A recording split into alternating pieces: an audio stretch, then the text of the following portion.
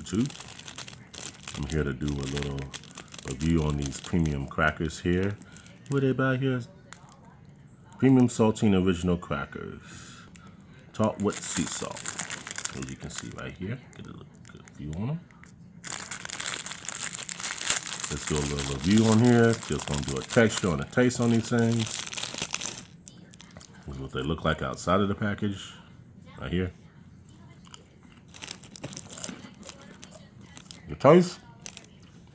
Tastes like a regular cracker. However, they taste a little dry. The salt is definitely evenly distributed on it. Could they taste better? They could taste a little better.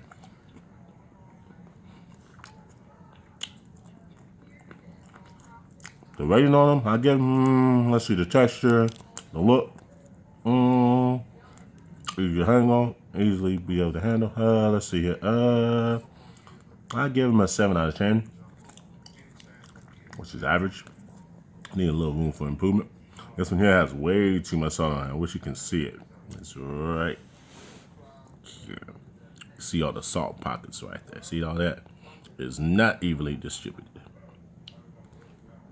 The back, however, see the front part has way too much salt. But you look at the back, no salt at all. See? None.